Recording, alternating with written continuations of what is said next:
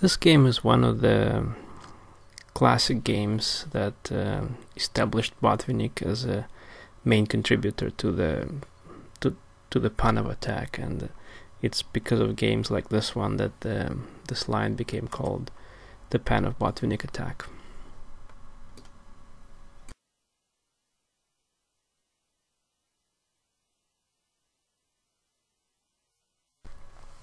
The line with bishop g5 was specifically prepared by Botvinnik for the match against Floor, and he believes that by attacking the knight, which protects the d5 pawn, white gets the best chance for the advantage in the opening.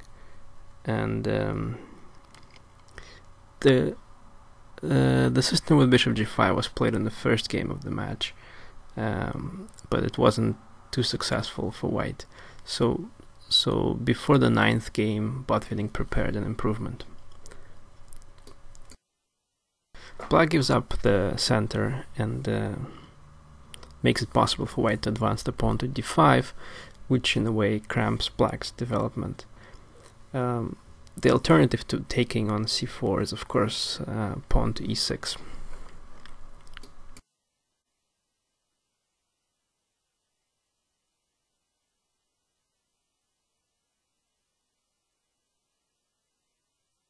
In the first game of the match, Botvinnik played a natural move, bishop to f6, and for this game he prepared the improvement.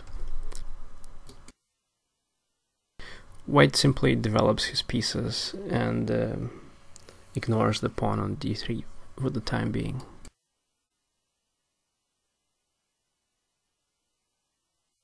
Here this is much more natural because the e-file opens up and white is on time to castle and to begin using the rooks on the open files.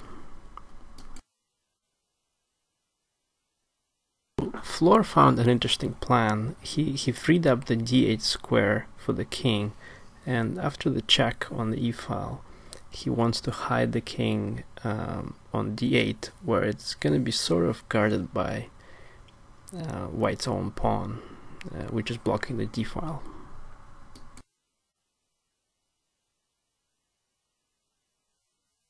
The idea is not to hurry with regaining the pawn by playing something like queen d3, and instead to keep attacking black's position. For example, now bishop to d6 is prevented because the f6 pawn is attacked.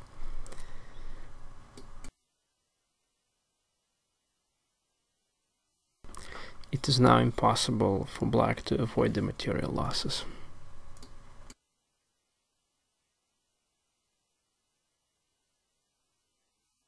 By giving back 2 pawns, black has obtained some slight counterplay.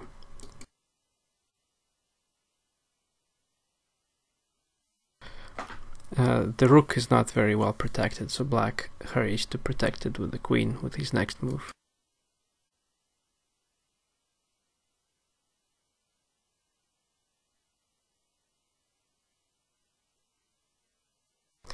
After this, white is able to win the second pawn and deprive the black of the advantage of 2 bishops, and also to transfer the game into the endgame. So the rest, according to Botvinnik, is the matter of technique.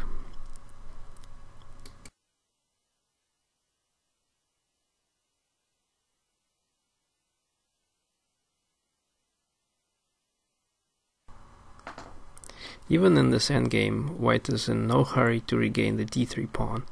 Instead, the main goal is to get the pawns of the king side rolling forward, which is going to decide the game.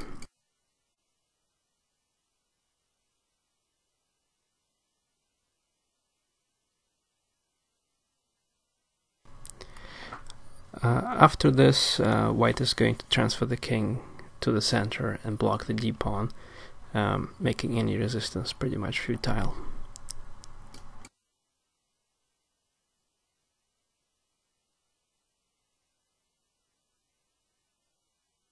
This is one of the many games that Botvinnik won by deeply analyzing a complex middle game position and surprising the opponent with an improvement early in the game.